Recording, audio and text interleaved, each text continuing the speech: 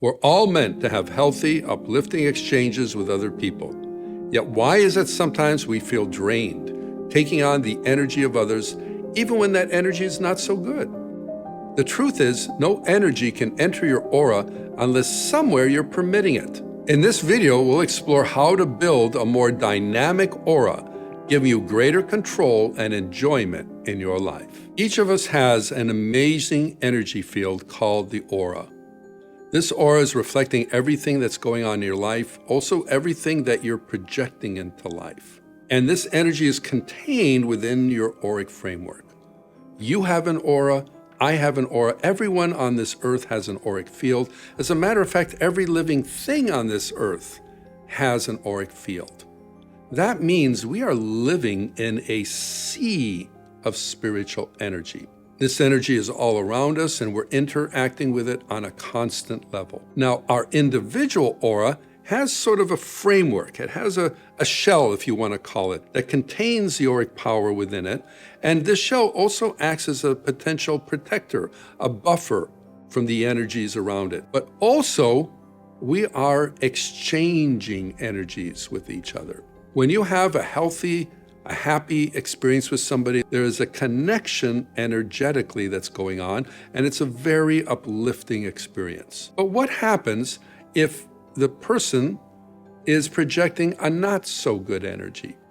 Maybe they're angry, maybe they're frustrated, maybe they're depressed, and the energy that they're projecting to you is not so wonderful, is not so exciting. Yes, if you draw that energy into your auric field, you're going to be affected by it.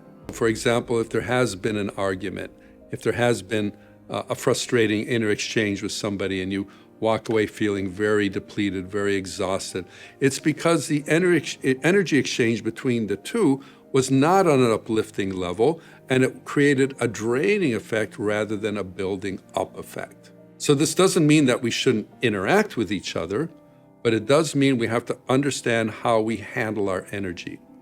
And if you're feeling often drained or too susceptible to other people's energies, it may mean that you need to be more dynamic in how you control the exchange of energy with other people.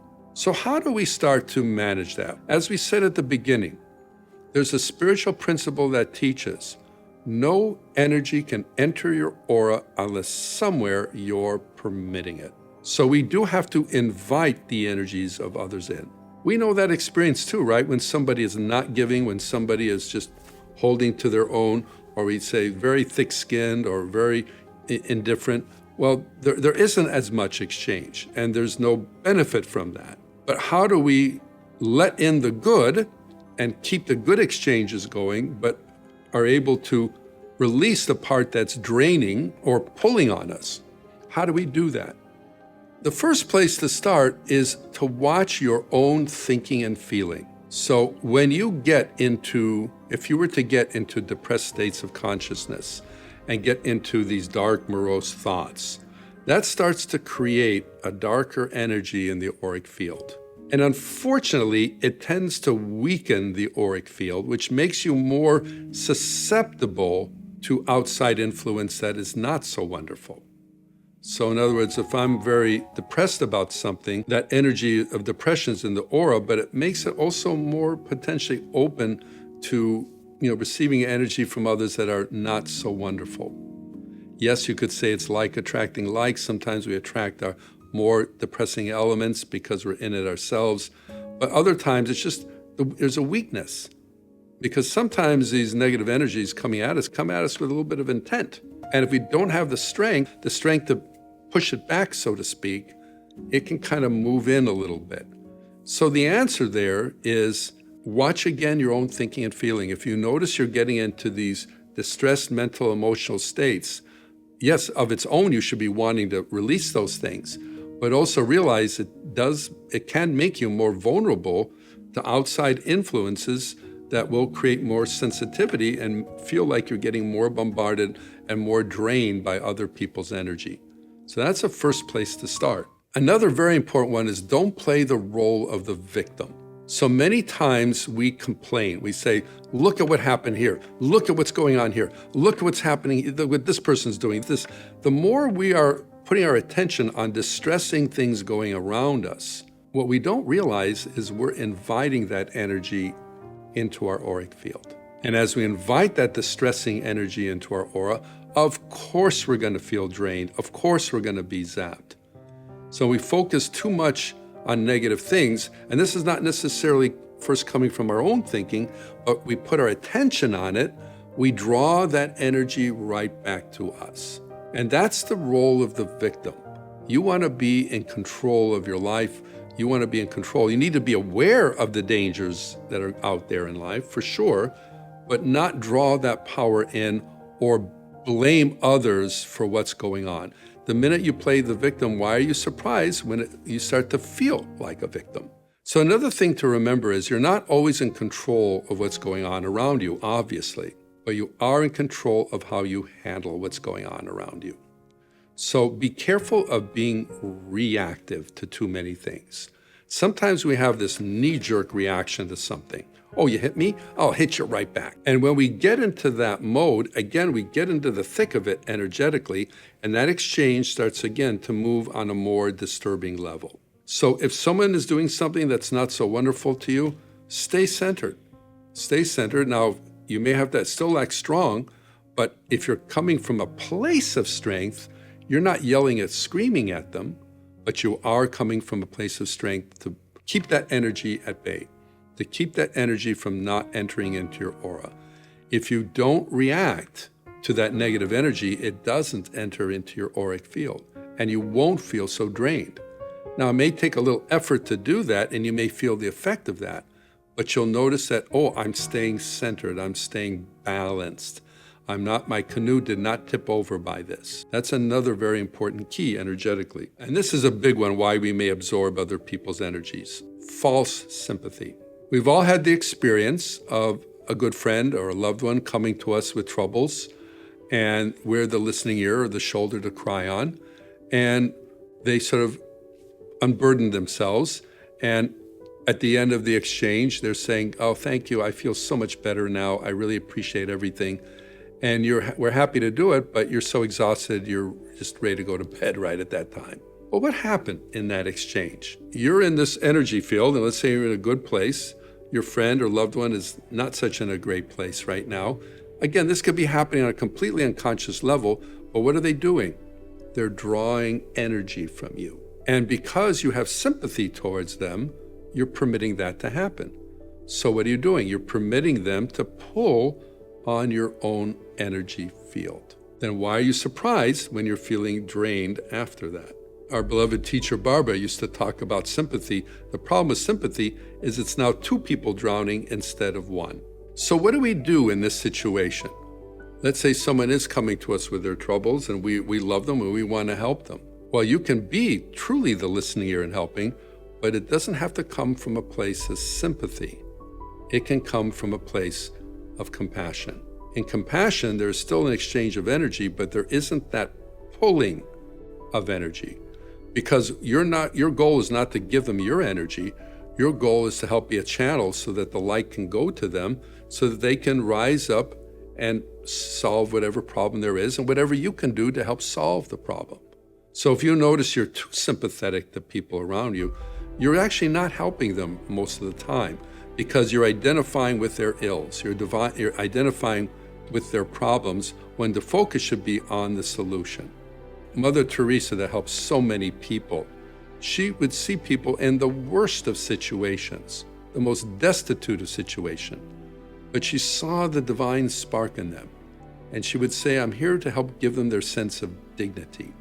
And of course, she did everything she could to help them, but there was a greater purpose involved there. So watch where you're letting people pull on your sympathy cords, so to speak. That can be very, very draining. There are many ways that we can kind of lose energy in the auric field or let others pull on us, but undoubtedly, the place that it's going to happen first or most susceptibly is the emotional part of you. In the auric field, we have these beautiful chakra points, and one of them is the emotional chakra or emotional center. It's down by the navel. Your emotions are the engine that are putting your thoughts into action. But ironically, many times, the emotional part of us is the weakest. It's the part that needs the most help. So if you notice you are overly emotional or easily emotionally aroused, or again, a little feeling oversensitive and feeling vulnerable all the time, yes, you need to build up the spiritual power. You need to do everything that we've been talking about, but you may be leaving yourself a little too emotionally open. Now, I don't mean not expressive and all that, but open to the disturbing energies. And what you want to do is keep that part of you, that emotional part of you, steady. You want that chakra point centered. And interestingly enough, in the auric field, when that emotional center is very balanced, a beautiful emerald green light will be emanating from it. So let's say right now, somebody is yelling at you, or is pulling on your strings, or is crying on your shoulders, and you're feeling that emotional pull. You can visualize that emerald green light in your emotional center and simply keeping everything in balance. That you are staying in your own divine center, even when this situation is going on. You keep your center. What does that do? Well, it keeps you from being drained. And guess what? You're actually helping the other person. You're actually making it better. When I first started working with spiritual energies myself, I was in the entertainment business. And I was in I just learned this principle about the emotions and emotional balance. And, the entertainment business can be a very volatile business. And I was in a producing capacity in this one situation. And I walked into a business meeting, and there was this emotional sea of upheaval going on. I don't even remember what they were upset about, but they were upset about something. And they turned to me and said, well, what are you going to do about it? Now, I hadn't created it, but again, because of the position I was in, it was part of my job to try to solve it.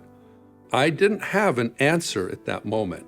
But what I remember, I felt like people were punching me in the stomach. I could feel that emotional energy palpably. And I just learned the principle about keeping balance in the emotional part of you. And I did that. I didn't have any clever thing to say at that exact moment, but I kept that emotional part of me balanced, even though literally it was like they were punching me to get in. And within 10 minutes, this emotional upheaval just dissipated. Whatever started the problem had worked itself out. People's heads came back on their shoulders. And the executive director kind of turned to me and said, what the heck just happened? In other words, sometimes just by keeping your center, things around you will move the way they need to. And then you address the problems. We figured it out. It wasn't that big a deal. But it could have been if I had gotten emotionally reactive and added fuel to the fire. And if you are, reclaim your own spiritual power. You have the right to refuse that energy. They can receive from their own higher part of their nature what they need, but it's not going to be at your expense. In concluding this, I want to share with you the most precious thing you possess is your light, is the energy of your aura. That is what you're going to take with you to the other side. You're not going to take your fame or fortune, but you are going to take your light, which means it's the most valuable thing you do possess. So what you want to do is keep building, building, building. Anything that's potentially draining the aura or depreciating it in any way, you turn that around, because as your light shines brighter and brighter, you get into that brighter state, and then you're a brighter light for other people. If you want to learn more about the aura, please check out our book, Change Your Aura, Change Your Life. And please subscribe to our channel to receive more videos like this. Thank you.